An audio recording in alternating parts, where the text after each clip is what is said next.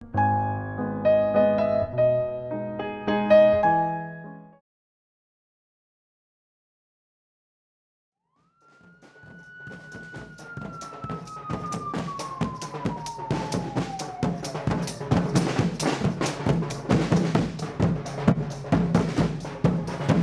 Manila and its outlying communities is home to over 20 million people, making it one of the most densely populated metropolitan cities of the world.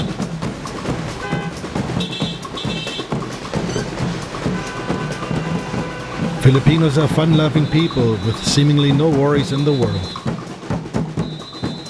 It is a city of contrasts, with a few controlling virtually all the wealth, a small developing middle class, and the poor, who constitute the majority of the population. Behind the glittering surface, there's a dark side of Metro Manila. Most of the population lives at or near poverty, with little or no hope of improving their daily lives. Of those, it is the children who suffer most. If they are lucky, they can have reasonable, happy lives, thanks to the strong family ties inherent to Philippine culture.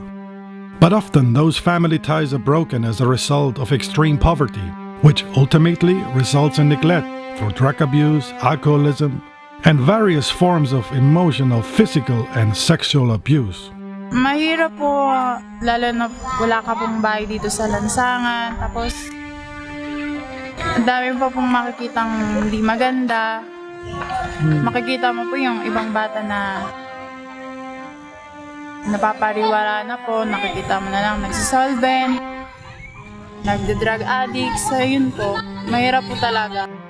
The abuse often occurs at the hands of close relatives. So many children run away to escape the terror, while others are simply abandoned to fend for themselves. It is estimated that there are over 200,000 street children in the Philippines, and the number has grown steadily each year. Because sometimes people will give you food or begging. No, they say no business, all right? They could find food from the garbage bins, so they steal. They kill if necessary. Sabi niya, ano daw gusto ko? Papatay nila ko na lalaban ko. Lumaban na lang ako. I know of another child who saw his parents murdered.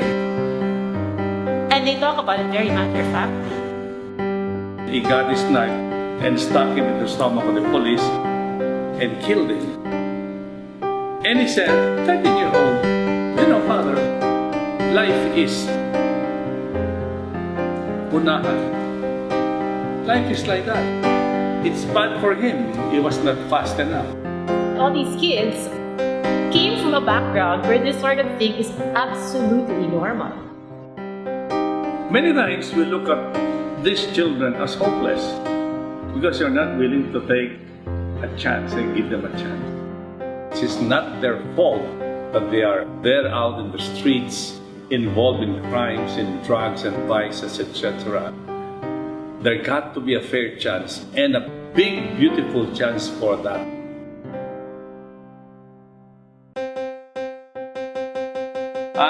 With some volunteers would go out at night and look at all the places at night where there is action. What are the places? Parking lots, bus terminals, wet market, even cemeteries. You won't believe it, it's appalling. So we provide food, shelter, clothing. They never went to school. We provide education, which in the normal life for those who are not that poor is normal. They have what I call the basic needs in life. But that's not the human person. The human person needs to play, needs to laugh, needs to be completed, needs to go to the higher level of living. You fine-tune, you complete that person. And so if you want to train these children as complete people, we should bring them to the arts. About 3 years ago, I found out about Tuloy sa Don Bosco. And I thought it would be interesting to tie up and have a special scholarship program with Tuloy. So we went there and picked 10 kids. First thing I look for, eagerness. You can already tell they're not sure why they're there. You know, ballet you cannot be half-hearted because it's painful and difficult. And then I look at the physique. Lastly, presence. 2 of them are proving to be quite exceptional, and I have high hopes for them.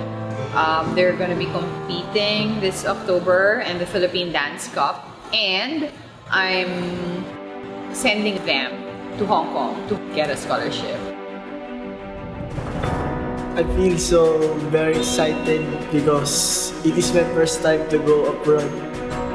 This is my first time to ride in the airplane to go to Hong Kong.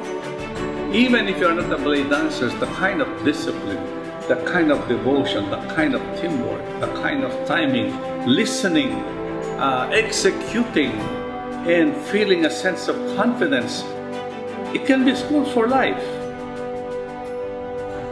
Something like dance, it's equal footing for everyone.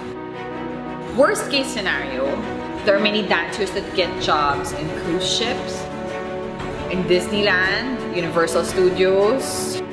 They make good money. And of course, best case is they join a serious ballet company abroad, in Europe or in the States. I know a lot of dancers who are abroad now, in Barcelona, in Berlin, in Paris. If you were a street child, there's really only so much you can look forward to. These knives, these ice picks were surrendered by the children to me. And when they say, "Father, I don't need this anymore," that's a victory.